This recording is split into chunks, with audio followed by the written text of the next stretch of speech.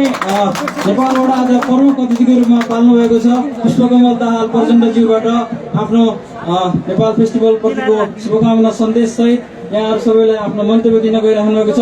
जोरदार तालीले स्वागत गरौँ उहाँलाई। धन्यवाद कार्यक्रमका सञ्चालकजीलाई। नेपाल फेस्टिभल 2022 को यो निकै आकर्षक समारोहका अध्यक्ष महोदय, यो फेस्टिभल उद्घाटन समारोहमा उपस्थित विभिन्न सङ्घ संस्थाका प्रतिनिधि साथीहरू, विभिन्न राजनीतिक दलसँग सम्बन्धित साथीहरू, जापान सरकार र यो फुकुओका विदेश विभागका प्रमुख तथा अन्य जापानी मित्रहरू, सबभन्दा पहिला त म आफूलाई निकै खुसी र गर्वको महसुस भएको कुरा तपाईहरुलाई जानकारी गराउन चाहन्छु। तपाईहरुले यस्तो नेपाल फेस्टिभल भनेर त वर्षौंदेखि मनाउने गर्नु भएको रहेछ, तर म त्यस्तो सौभाग्यशाली बन्ने अवसर भयो। पूर्व प्रधानमन्त्रीको हैसियतले प्रमुख अतिथिको रूपमा यो फेस्टिभलको उद्घाटन गर्ने म नै पहिलो बन्न पाएछु। त्यसको निम्ति म खुसी व्यक्त गर्न चाहन्छु र सबै आयोजकहरूलाई म धन्यवाद भन्न चाहन्छु। तपाईहरुले नेपाल फेस्टिभल मार्फत जापानमा रहेर पनि नेपालको जातीय विविधता, भाषिक विविधता, सांस्कृतिक विविधता र नेपालको उत्पादनलाई प्रमोट गर्ने जो काम गर्नु भएको छ, तपाईहरु सबै धन्यवादको पात्र हुनुहुन्छ। म मेरो तर्फबाट पूर्व प्रधानमन्त्रीको हैसियतले तपाईहरुलाई बधाई भन्न चाहन्छु र यो फेस्टिभलको पूर्ण सफलताको निम्ति हार्दिक शुभकामना पनि भन्न चाहन्छु। अहिले यो फेस्टिभल मनाउँदै गर्दा यो विशेष छ भन्ने कुरा यहाँ राजदूतावासका प्रतिनिधि अम्बिकाजीले राखि नै सक्नुभयो। नेपाल र जापानको सम्बन्ध निकै पुरानो छ र त्यसमा पनि अध्ययनको लागि यहाँ आउने विद्यार्थीहरू 120 वर्ष अगाडिदेखि निरन्तर जापानमा अध्ययन गर्ने र त्यो संख्या निरन्तर बढ्दै गएको छ। त्यस उपलक्ष्यमा पनि यो फेस्टिभल हुँदैछ। म जापान सरकार र जापानी जनतालाई पनि हार्दिक बधाई र धन्यवाद भन्न चाहन्छु। तपाईहरुले नेपालको शैक्षिक विकासको निम्ति, आर्थिक विकासको निम्ति, किनकि जापान नेपालको दाता राष्ट्रहरू मध्ये पनि अग्रणीमा पर्ने राष्ट्र हो, त्यो नाताले नेपाल जापानको सम्बन्ध पनि धेरै पुरानो र घनिष्ठ रहेको छ। नेपालको आर्थिक विकास, शैक्षिक विकास र सामाजिक सुरक्षाको निम्ति पनि जापानको सहयोग अद्वितीय, असाधारण नै रहने गरेको छ। र फेरि यस खालको फेस्टिभलले जापानी जनता र नेपाली जनताको बीचको, जनताको स्तरको सम्बन्धलाई पनि सुदृढ गराउने र आउने दिनमा नेपाल जापान सहयोगको क्षेत्रलाई अझ विस्तार र सुदृढ गर्न पनि धेरै ठूलो भूमिका खेल्छ भन्ने मेरो विश्वास छ। त्यसको निम्ति पनि म तपाईहरुलाई धन्यवाद भन्न चाहन्छु।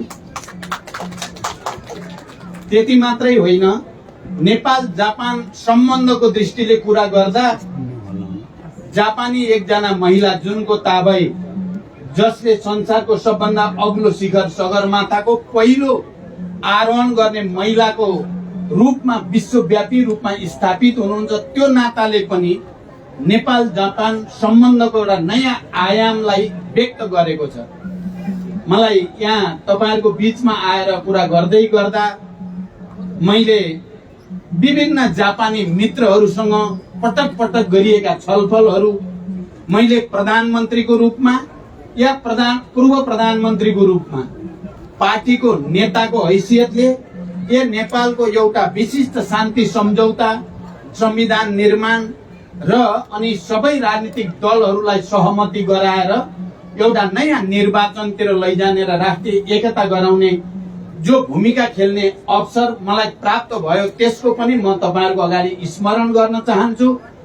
जसरी हामीले राष्ट्रिय एकता कायम गर्दै संविधान निर्माण गर्ने, राष्ट्रिय एकता कायम गर्दै निर्वाचन, लोकतान्त्रिक निर्वाचन प्रक्रिया अगाडि बढाउने, र अहिले राष्ट्रिय एकता कायम गर्दै देशको आर्थिक विकास र समृद्धितिर हामी केन्द्रित हुन चाहेका छौँ। यस्तो बेलामा तपाईँ जापानमा रहनुभएका झन्डै 1 लाख नेपालीहरूको भूमिका पनि निकै नै महत्त्वको छ भन्ने कुरा म तपाईहरुलाई भन्न चाहन्छु।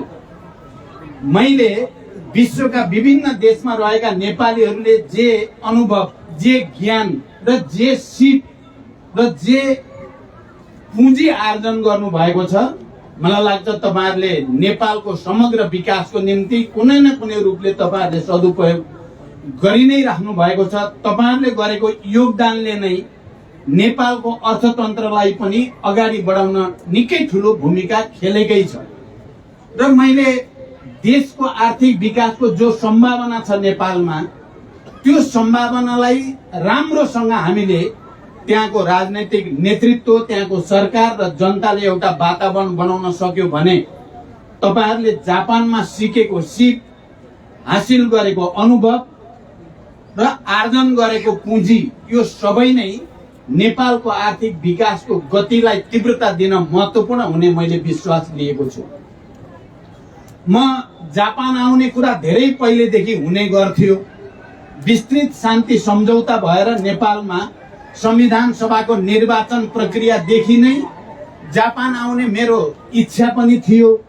र यहाँ आएर नेपालीहरूको स्थिति के छ, नेपालीहरूले कस्तो महसुस गर्नु भएको छ, प्रत्यक्ष तपाईहरुसँग भेटघाट गर्ने र तपाईहरुको अनुभूति साटासाट गर्ने पनि मेरो इच्छा थियो। तर देशको राजनीतिक तीव्रताको कारणले पटक पटक आउने निर्णय गरेर पनि मैले त्यसलाई क्यान्सल गर्नुपर्ने बाध्यता थियो। तर अहिले संयोग नेपाली विद्यार्थीहरू जापानमा आएर उच्च शिक्षा हासिल गर्ने प्रक्रियाको 120 वर्ष पूरा भएको र तपाईहरुले फेरि नेपाल फेस्टिभल 2022 फुकुओकामा सम्पन्न गर्न लागेकै दिन म आइपुग्ने संयोग पर्यो। यो मेरो लागि खुसीको कुरा हो। यद्यपि म आउँदा आउँदै टोकियोको एयरपोर्टबाट सिधै फेरि अर्को जहाज चढेर यहाँ आउँदा आउँदै तपाईहरुको अगाडि उपस्थित छु। खाना खाने मौका पनि मिलेको छैन, तर तपाईहरुसँग भेट भयो, नखाए पनि खाएको जस्तै मलाई लागेको छ। र म यहाँ आउने कुरा गर्दै गर्दा नेपाल जापानको सम्बन्धलाई अझ बलियो बनाउन के गर्न सकिन्छ, मैले नेपालका सबै तपाई प्रतिनिधि साथीहरूसँग र अनि जापानी जो कोही नेता वा अधिकारीसँग भेट हुँदा पनि मेरो जोड नेपाल जापान सम्बन्धलाई अझ सुदृढ गर्ने, द्विपक्षीय आर्थिक र अन्य सहयोगलाई अझ प्रवर्धन गर्ने कुरामा नै केन्द्रित हुनेछ। आउने 4 दिन 5 दिनको मेरो बसाई जहाँ जहाँ गए पनि त्यसैको निम्ति केन्द्रित हुनेछ। र सुरुवात नेपाल फेस्टिभलबाट भयो, नेपाली विविधता सहित तपाईहरुसँग भेटघाटको रूपमा भयो। मलाई खुसी छ। जति बेला म यो पटक जापानमा छाड्ने भनेर निर्णय भएको थियो करिब 1-1.5 महिना अगाडि, त्यति बेला म प्रधानमन्त्रीको रूपमा या पूर्व प्रधानमन्त्रीको रूपमा पनि जापानका पूर्व प्रधानमन्त्री आबेसँग म विभिन्न रूपले सम्पर्क र कुराकानीमा हुने गरेको थिएँ र उहाँसँग मेरो विशेष मित्रताको सम्बन्ध हुन पुगेको थियो। र मैले जापानमा आएको बेलामा उहाँसँग पनि भेट्ने र फेरि एकचोटि प्रत्यक्ष कुरा गर्ने इच्छा मैले जापानी राजदूतावासबाट मार्फत पुर्याएको पनि थिएँ। तर दुर्भाग्य उहाँको यही बीचमा बडो दुर्भाग्यपूर्ण अवसान भयो। म उहाँलाई श्रद्धापूर्वक स्मरण गर्न चाहन्छु। शोक सन्तप्त परिवारहरूप्रति संवेदना पनि व्यक्त गर्न चाहन्छु। जापानमा दुर्लभ बडो हुनै नहुने घटनाको रूपमा त्यो घट्यो। हामी सबैलाई त्यसको दुःख छ। र फेरि पनि मैले अहिले लामो व्याख्या गर्नुभन्दा तपाईहरुलाई थाहा छ नेपालको परिस्थिति, हामी सबैको ध्यान जोड अहिले राजनैतिक स्थायित्व र विकास समृद्धितिर देशलाई कसरी लैजाने भन्नेतिर नै केन्द्रित छ। संविधान सभाको निर्वाचन भएर संघीय लोकतान्त्रिक गणतन्त्रको पहिलो प्रधानमन्त्री हुने बित्तिकै मैले देशको विकासको निम्ति भौतिक पूर्वाधारको विकास, त्यसको निम्ति सडक सञ्जालको विकास र विद्युतीकरण अनि पर्यटन र कृषिलाई प्राथमिकतामा राखेर अगाडि जान प्रयास गरेको थिएँ।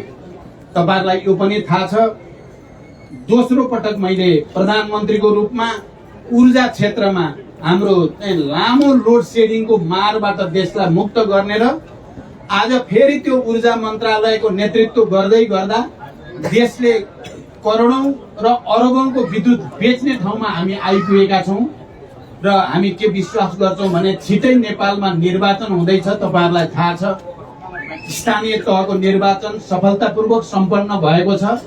अब प्रदेश र संघको निर्वाचन हुँदैछ। प्रदेश र संघको निर्वाचन पछि अझ एउटा स्थिर र बलियो सरकार त्यहाँ गठन हुनेछ। जननिर्वाचित बलियो सरकारले अब ढिलो नगरी आर्थिक विकासलाई प्राथमिकतामा राखेर लानेछ।